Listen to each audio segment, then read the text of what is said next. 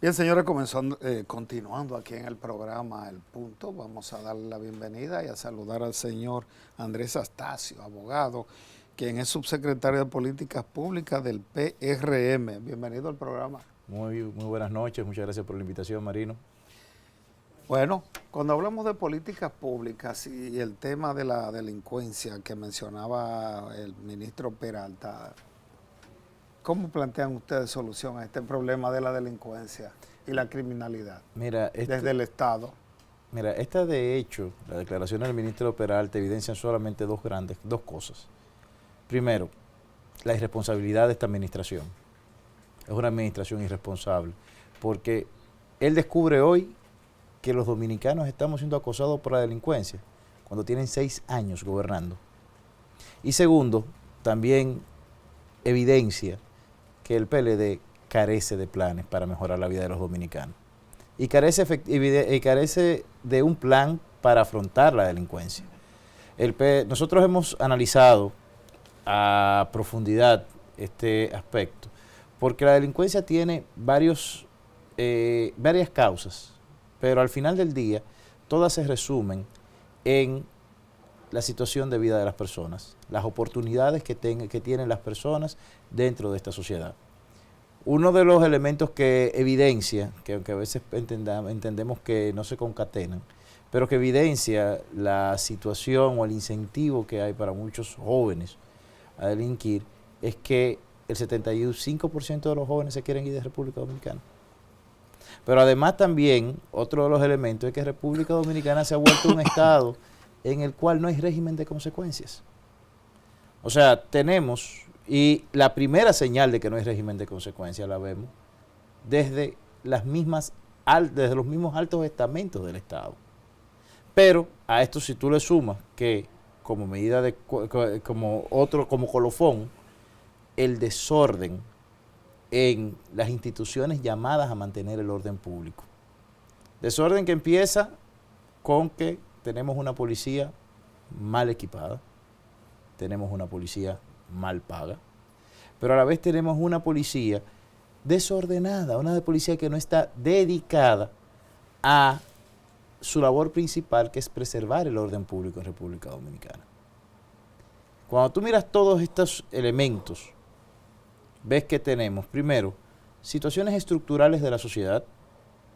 Tenemos un Estado que no da oportunidades a las personas, pero a la vez tenemos un Estado en el cual no hay un régimen de consecuencias ante el incumplimiento de la ley.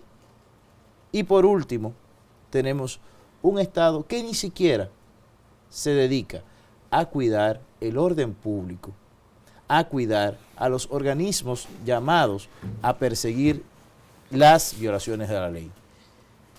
Desde el PRM nosotros entendemos que estos son los 3 grandes ejes sobre los cuales se debe de atacar el tema de la delincuencia, con acciones que vienen de largo plazo, mediano y corto.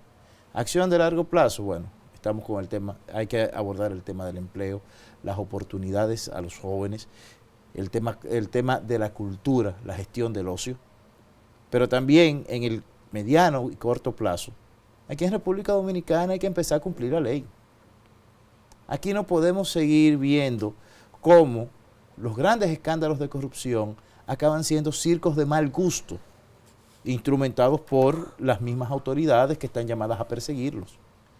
Y por último, aquí hay que tecnificar la Policía Nacional. Aquí hay que relanzar una institución tan importante que viene atravesando una crisis desde su fundación, pero que hoy día tiene a 30.000 personas, a 30.000 uniformados viviendo en condiciones de miseria. O sea, el salario de un policía no alcanza para 1/3 de la canasta básica. Pero a la vez tú ves que las patrullas policiales son policías que no tienen el debido entrenamiento, que no tienen los debidos recursos para hacer su trabajo. Esas son las acciones de corto plazo, que entendidas como complemento de las acciones de largo plazo, para nosotros es la forma en que podemos paliar este cáncer que está agobiando a la sociedad dominicana, que es la delincuencia. Pero ustedes plantean eso ahora desde la oposición. Eso pasa siempre. Un partido opositor critica todo lo que podría hacer o no hacer el gobernante de turno. Lo que hay que ver si el PRM llega al poder, si podría realmente cumplir algunas de las promesas que hacen sus precandidatos o hace el PRM, no importa quién sea su precandidato o su candidato, para que si llega al poder pueda por lo menos resolver el caso de la delincuencia y también una serie de temas que envuelven a los dominicanos que nunca se han resuelto. Mira, probablemente sea hasta necio de mi parte repetir el yo soy diferente, nosotros sí somos diferentes. La diferencia se prueba. Nosotros lo que le pedimos a la sociedad dominicana es que nos dé esa oportunidad. Ahora bien, hay algo que sí ya estamos claros. Este gobierno, el PLD, no resuelve los problemas de los ciudadanos. Y lamentablemente, ningún dominicano, en su sano juicio, después que les roban, deja de poner candado porque otro ladrón le puede romper el candado. Al PLD, el cambio en República Dominicana es una necesidad. El PRM da las garantías, y da las garantías de que es diferente, a partir de su propio comportamiento. Lo que hemos hecho como oposición es la señal que le damos a la sociedad de que puede confiar en nosotros. Porque si algo tiene claro la sociedad dominicana, es que no puede confiar en quienes gobiernan. Bueno, hay otros temas, hay muchos temas de políticas públicas y otros que no lo son, pero de políticas públicas, por ejemplo, este caso que acaba de suceder en la empresa Poliplas, habla de falta de mantenimiento, de falta de seguridad, independientemente de los resultados del accidente. De todos modos, hay 1 millón de empresas aquí que no tienen ningún tipo de seguridad y puede pasar hoy, mañana o dentro de 1 año o 20 años. Porque, por ejemplo, fíjese, si usted ve esos camiones cargueros de combustible que despachan de la refinería, ponemos que vaya a Pedernales, el carguero va solo con el chofer. Entonces yo me pregunto, ¿cómo es que una empresa de carga de combustible puede mandar 10,000 galones de gasolina a Pedernales solamente con el chofer? Pero más de ahí me pregunto, ¿cómo lo permite un organismo supervisor como los bomberos, quien sea, que cuando está en refinería el camión debe llenar una ficha y decir voy con ayudante y con chofer, o sea, un técnico y el chofer?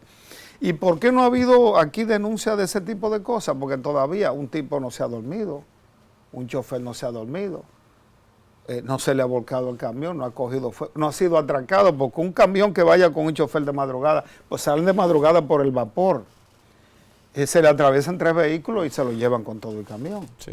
Eso es parte de una política pública que aquí nunca se ha ejecutado. Sí, no, eso es parte de la inobservancia que ha tenido el Estado o la ausencia que ha tenido el Estado. Primero en la planificación industrial. El Estado no ha planificado la industria dominicana. Si en todos los países del mundo sucede que en determinado momento las ciudades arropan las industrias, pero por eso vemos en todos los países del mundo exitosos que hay un proceso constante de movilización y de creación de polígonos industriales. Por ejemplo, yo recuerdo el caso de Madrid. En Madrid, la avenida M30 era el perímetro de la ciudad. Y alrededor de la M30 se había instalado el cordón industrial de Madrid. ¿Pero qué sucede? La ciudad creció. Y la M30 quedó siendo una calle, una avenida de circunvalación dentro de la misma ciudad. Pero ¿qué hizo el gobierno de España? Que tenemos que recordar, hace 40 años España no era un país tan avanzado como como es ahora. O sea, no es que estamos comparando Mercurio con Marte. ¿Pero qué hicieron los españoles? Bueno, ellos movieron sus polígonos industriales a ciudades, que se formaron ciudades satélites, en las cuales, en las afueras de la ciudad, que permiten el desarrollo de la actividad industrial sin afectar la vida de la ciudad, de la ciudad y de la ciudadanía. ¿Pero cómo se logra eso? Con planificación y con que el Estado esté presente. Lo mismo que tú mencionas, la seguridad industrial.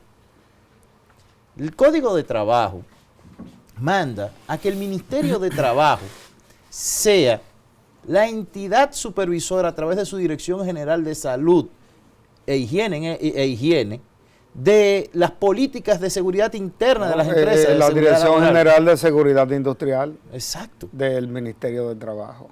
Sí, pero pregúntese usted cuántas veces va la dirección, va ese organismo público a las industrias dominicanas a supervisar. Y lamentablemente si somos laxos en la aplicación de la ley, sencillamente va a pasar lo que nos pasa y que tú mencionabas. Nos enteramos de la falta por la ocurrencia de una desgracia. Bueno, el problema es que las ciudades crecen permanentemente, lo que hay que enseñarlas a crecer. Hay que planificarlas. Sí, hay que planificarlas, y hay que ver si hay tierra o no hay tierra. Si hay interés o no hay interés, si hay políticas estatales, como usted dice, ahora se dicen políticas públicas. No creo que aquí haya nada de eso, porque, ¿qué pasa?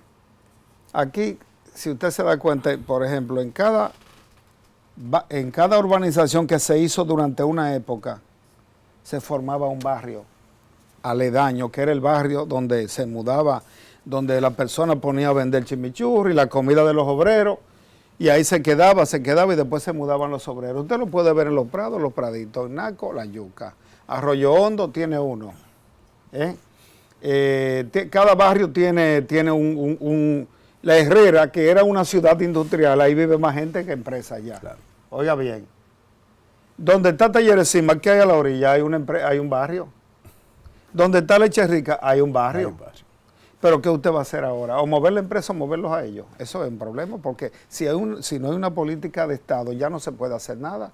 Donde está Poliplas era una zona industrial. Pero ¿qué hicieron los obreros? Se mudaron detrás y luego se formó Villajar. Arroparon la industria. Pero ¿dónde está la Manicera? Hay un barrio en la orilla. Sí. Usted sabe eso, ¿verdad? Claro que sí. En la orilla, camino a Cristo Rey. Sí. Entonces, eso es un problema cultural en este país. Metaldón no tiene un barrio. Yo no sé si esas urbanizaciones se formaron después de Metaldón. Ya Metaldón no funciona, pero ¿dónde van a mudar a Metaldón? El Estado no tiene para mudar ninguna de esas empresas, pero tampoco desaloja a los que se mudan en la orilla. Entonces, no solamente eso que va a pasar, en cualquier momento puede suceder otro caso. O cualquier otro caso. Entonces, mira, realmente, ¿qué usted plantea en torno a esto? Lo primero que hay que hacer es definir para qué sirve cada metro de tierra en República Dominicana y darle un sentido de uso.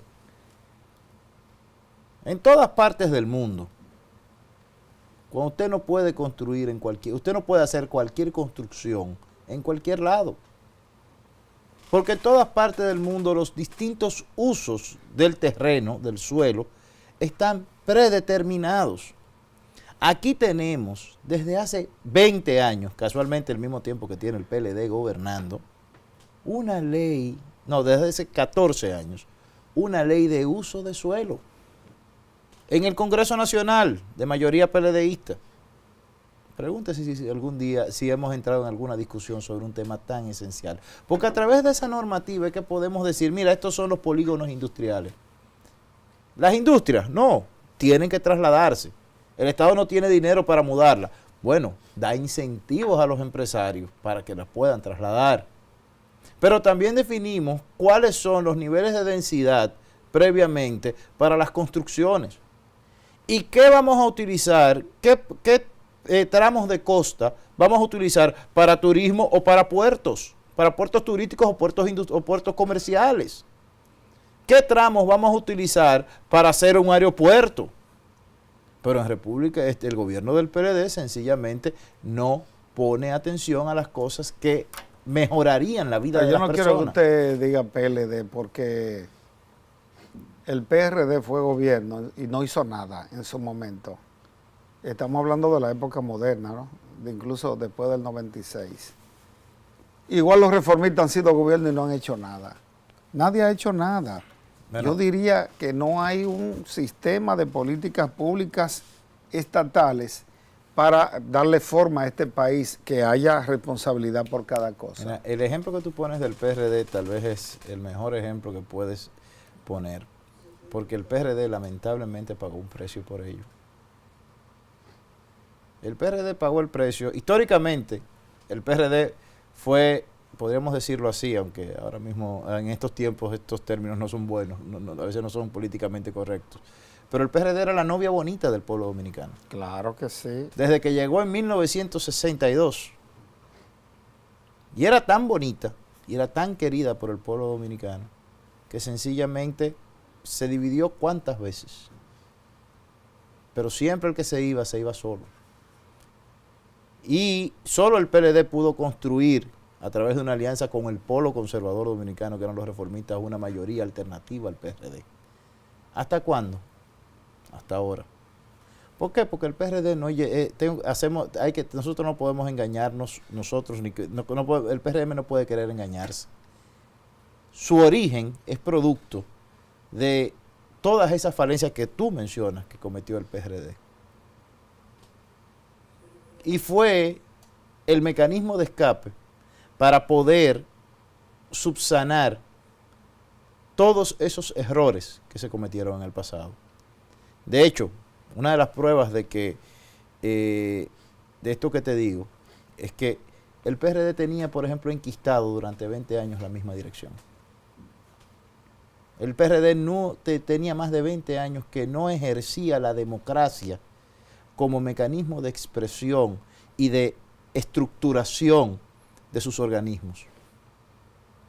Todas esas fueron las cosas que implosionaron al PRD y que causaron que por primera vez en la historia una escisión fuera la mayoritaria. Bien, pues vamos a la pausa. De regreso aquí con Andrés Astacio, subsecretario de Políticas Públicas del Partido Revolucionario Moderno.